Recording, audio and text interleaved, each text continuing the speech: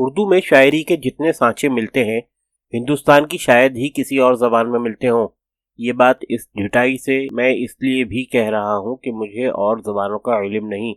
آپ تو جانتے ہیں کہ علم نہ ہو تو امکان اور زیادہ قوی رہتا ہے۔ تو اس کے یہ معنی ہوئے کہ ہماری زبان میں ہر فضیلت اور فصیحت کے شعراء گزرے ہیں، ہر طرح کی بات ہر طرح کے شاعر نے ہر وقت کہی ہے، اور چونکہ دنیا میں دھوکہ کھانے والوں کی کبھی کمی نہیں رہی، اس لیے جتنے شاعر گزرے ہیں ان سے کہیں زیادہ ان کے چاہنے والے گزرے ہیں، اور ان طبقوں میں گئے گزروں کا تو کوئی شمار ہی نہیں۔ میر حسن، جن کی مثنوی کے بارے میں کچھ کہنے کی مجھے عزت اور بہت کچھ سہنے یعنی سننے کی آپ کو زحمت دی گئی ہے، ہمارے بڑے نامور شعراء میں گزرے ہیں۔ یہی نہیں بلکہ کتنے نامور شعراء کے یہ باپ دادا، نکڑ دادا، سکڑ دادا بھی ہیں۔ نکڑ دادا سکڑ دادا کن کو کہتے ہیں یہ مجھے نہیں معلوم، البتہ بچپن میں نے اپنے ساتھیوں کو اور ان ساتھیوں نے مجھے چیلنج دیتے وقت اکثر یہ الفاظ استعمال کیے تھے جو اس وقت معلوم نہیں کیوں اور کہاں سے ریڈیو پر آ دھمکے۔ شاید ہی کہیں اور کوئی ایسا خاندان ہو جہاں یکے بعد دیگرے اتنے مستند اور مشہور شعراء مسلسل گزرے ہوں۔ اردو میں اور کچھ ہوا ہو یا نہیں، عاشقی یا شاعری اس دھوم دھام سے ہوئی ہے کہ بس انقلاب زندہ باد، جس کا بناسپتی ترجمہ اللہ دے اور بندہ لے ہے۔ جو کچھ آسمانوں میں ہے اور جو کچھ زمینوں میں ہے اور جو کچھ ان دونوں کے درمیان میں ہے، کسی کو اس کی شکایت نہیں ہو سکتی کہ اس کا کوئی چاہنے والا نہیں پیدا ہوا۔ لوگ فاقہ کرتے تھے مگر شاعری سے باز نہیں آتے تھے۔ محبت کرتے ہو یا نہیں، عاشقی ضرور کرتے تھے۔ عاشقی اور فاقہ کشی سے بڑھ کر افزائش نسل کا کوئی تیر بہادف نسخہ اشتہاری عطائیوں سے بھی تصنیف نہ ہو سکا۔ فاقہ کشی میں عاشقی اور عبادت کا ایک خاص مقام ہے۔ مثنوی کی دھنیں سن کر کیا کیجئے گا، بس یہ سمجھ لیجئے کہ ہفتے میں جتنے دن ہیں مثنوی کی اتنی ہی بہریں ہیں۔ بتایا جاتا ہے کہ اللہ تعالی نے 6 دن میں ساری کائنات بنائی اور 7ویں دن تعطیل منائی، لیکن ہمارے شاعروں کو دیکھیے، انہوں نے مثنوی کے حق میں ایک دن بھی تعطیل نہ منائی۔ مثنوی سے ان کو اتنی الفت تھی کہ باوجود اس کے کہ دکن میں اردو شاعری اپنے ابتدائی دور میں تھی، وہاں کے شاعروں نے مثنوی نگاری میں اپنی شاعری کا جادو جگایا۔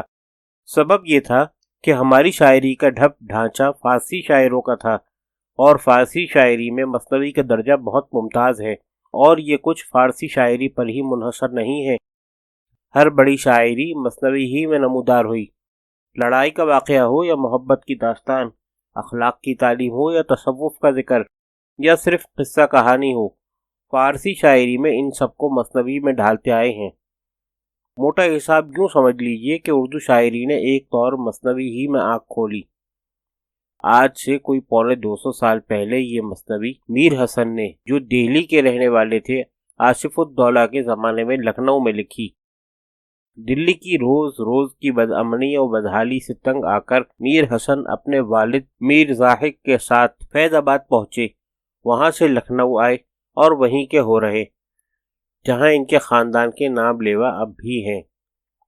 میر حسن کی 8-10 مثنویوں کے نام اور ان کے قصے سن کر کیا کیجئے گا، میں ان سب کو ان کے حال پر چھوڑ کر ان کی سب سے مشہور مثنوی سحر البیان کو لیتا ہوں، جو ان کی زندگی کے آخری عہد کی تصنیف ہے، اور جس کے بارے میں میر حسن کا دعویٰ ہے کہ نہیں مثنوی ہے یہ سحر البیاں، یا نہ ایسی ہوئی ہے نہ ہوگی کبھی۔ اس مثنوی کی ٹکر کی مثنوی لکھنے میں اردو شاعری کے بڑے بڑے فنکاروں نے کوشش کی، لیکن کامیاب نہ ہو سکے۔ سحر البیان کے ساتھ گلزار نسیم کا نام ضرور لیا جاتا ہے، اور ٹھیک لیا جاتا ہے۔ اس کے لکھنے والے دیا شنکر نسیم کاشمیری لکھنؤ کے رہنے والے اور آتش کے شاگرد تھے۔ ایک زمانہ ایسا گزرا ہے جب ان دونوں کے چاہنے والوں میں خاصی چکچک رہی، اور اب بھی جہاں کہیں اردو مثنوی داخل نصاب ہے، امیدواروں کو گلزار نسیم اور سحر البیان کے موازنے اور مقابلے کی دعوت ضرور دی جاتی ہے۔ شعر و شاعری کے جن پہلوؤں کے اعتبار سے لکھنؤ بدنام ہے، گلزار نسیم نے انہی پہلوؤں سے لکھنؤ کا نام اونچا کیا ہے۔ میرے نزدیک گلزار نسیم کے بھی سحر البیان ہونے میں شک نہیں۔ زبان کو شاعری اور شاعری کو زبان بنا دینا معمولی کام نہیں۔ ابھی ہمارے نقادوں کو زندگی اور زبان کے بہت سے بھید بھاؤ سے واقف ہونا پڑے گا، تب کہیں جا کر وہ سمجھ سکیں گے کہ ہماری شاعری کے جاں بازوں اور ہماری زبان کے جانکاروں نے کیا سے کیا کر دکھایا ہے۔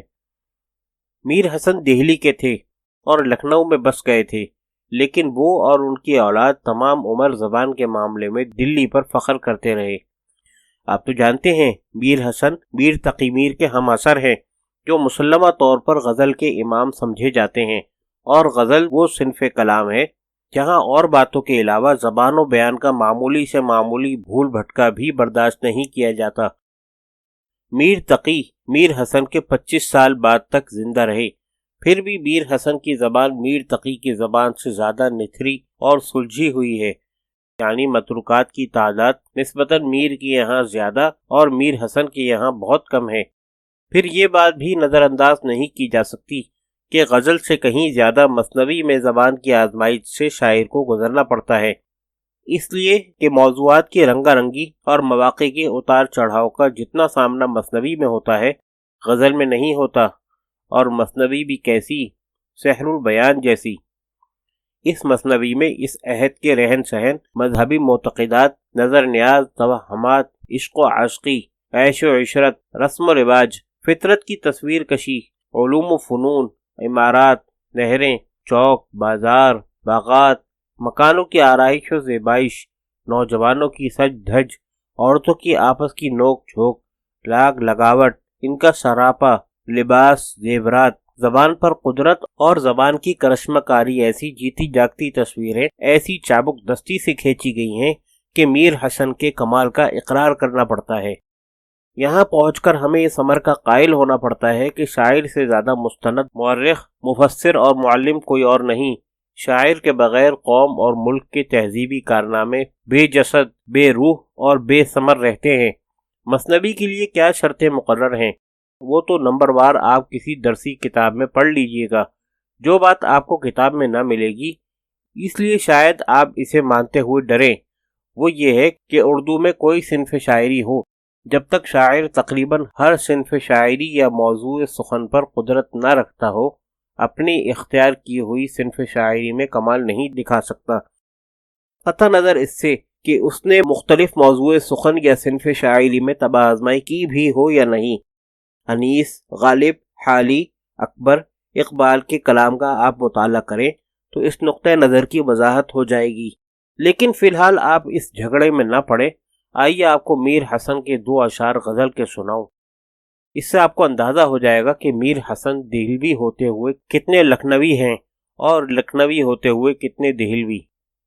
پہلا شعر یہ ہے: کس سے پوچھوں حال باشندگان دل کا ہائے، اس نگر کے رہنے والے کس نگر کو اٹھ گئے۔ دوسرا شعر یہ ہے نقش پائے ناقہ نقش جبیں سے باہم، محمل کے ساتھ شاید نکلا ہے قیس بند سے۔